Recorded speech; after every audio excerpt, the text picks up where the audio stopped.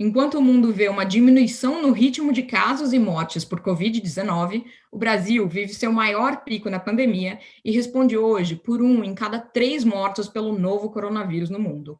O país é o segundo em número absoluto de vítimas, atrás apenas dos Estados Unidos. Eu sou Mariana Sanches, correspondente da BBC News Brasil aqui em Washington, e hoje a gente conversa com o médico imunologista Anthony Fauci, a maior referência americana em Covid-19. Fauci se tornou famoso ao redor do mundo ao contrariar as recomendações dadas pelo então presidente americano Donald Trump, que chegou a chamar a doença de gripezinha e atuou contra medidas de restrição de circulação da população. Fauci e seus colegas da Força Tarefa contra a Covid-19 nos Estados Unidos acreditam a negligência da Casa Branca parte das mais de 550 mil mortes por Covid-19 nos Estados Unidos.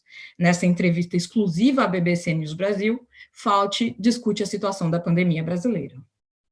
So, Dr. Fauci, Brazil accounts for 1 in 3 deaths from COVID-19 happening today in the world. People are dying with no access to ICU beds. We saw hospitals running out of oxygen supplies and even drugs needed to sedate patients. The country is also seeing a disproportionate number of deaths in younger patients. How do you assess what is happening in Brazil now? Well, Brazil is having a very unfortunate situation that a particular variant called the P1 variant is apparently dominating in Brazil. It has a characteristic of being very efficient in spreading from people to people. Not quite sure whether it causes more serious disease, but it very likely might. But the one thing that is true is that it has an extraordinary capability of spreading from person to person.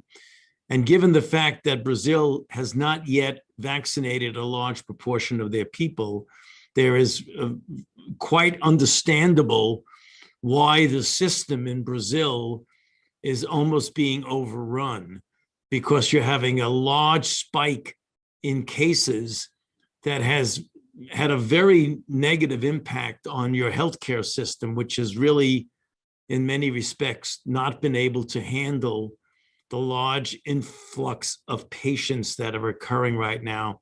So everyone recognizes that it is a very serious situation in Brazil.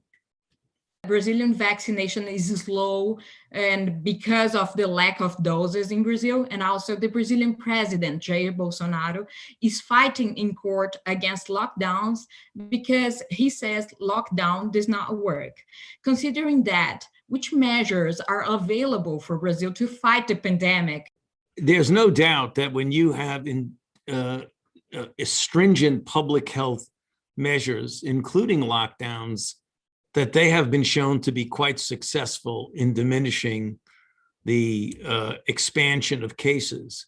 You don't need to lock down indefinitely, but if you lock down and make sure everyone wears a mask, you don't have people congregating indoors like in restaurants and bars, that you will be able to diminish the number of cases. So I think it's important to point out that these types of public health constraints are very important in getting control over outbreaks. We've seen that in many other countries where there were massive amounts of cases, and when public health measures were put into effect, the cases diminished dramatically in number. So that's one of the things that Brazil should seriously consider, given that they're going through such a very difficult period. So yesterday, the Washington Post reported that P1 variant that emerged in Brazil is already widespread in South America. This variant was actually identified in 25 countries already. The same newspaper said the pandemic in Brazil made the country a threat to the rest of the world.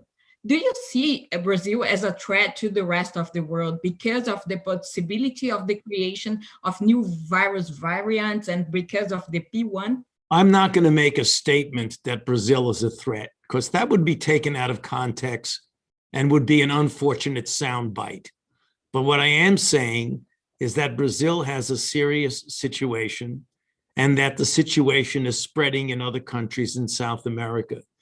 That is unfortunate, and that's one of the reasons why it's very important for South America and Brazil in particular to try and get as many people vaccinated as quickly as you possibly can.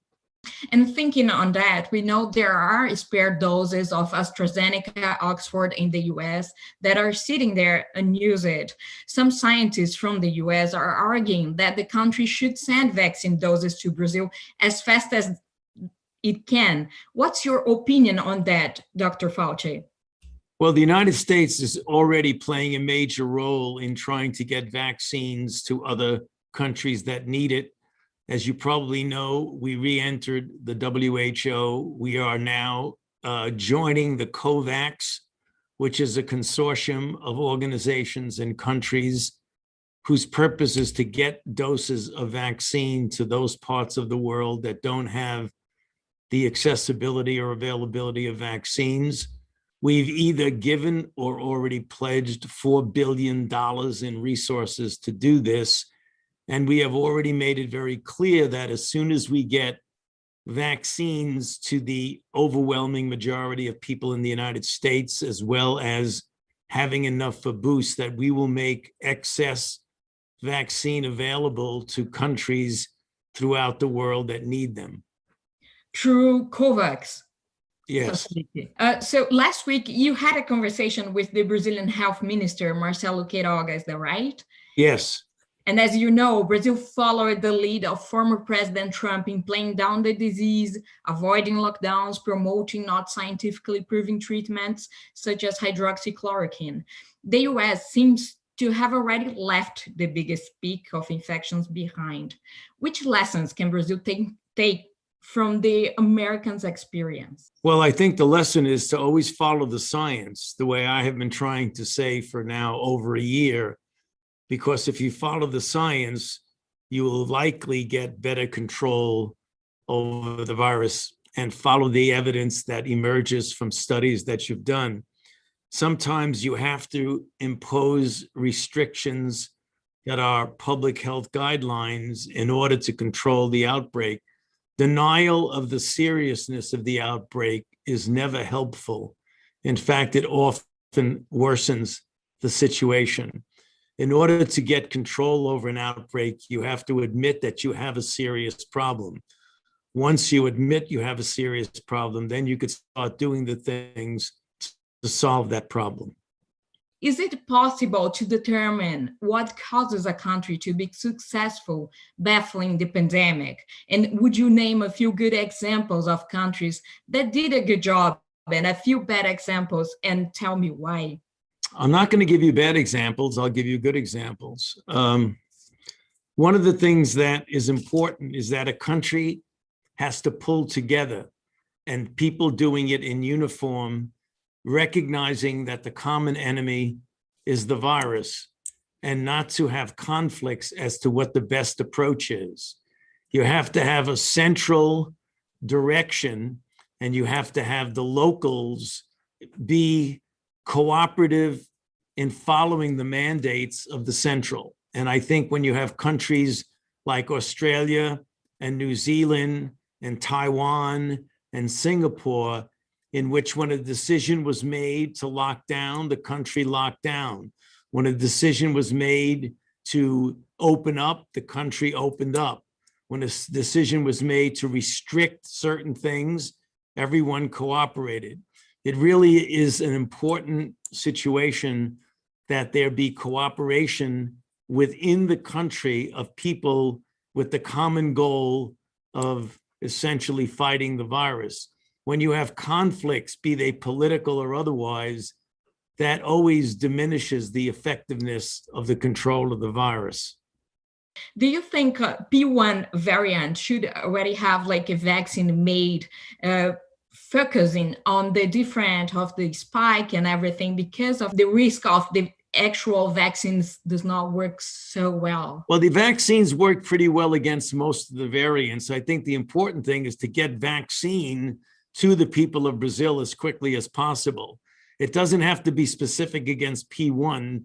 The P1 diminishes somewhat the effectiveness, but it doesn't eliminate it. So you could still get a major benefit from the standard vaccine. You don't necessarily need to get a P1 specific vaccine. the vaccine that is available right now would have a major positive impact on the P1 variant. There is a dispute now in Brazil because people want to go to church, and we saw this here in US too.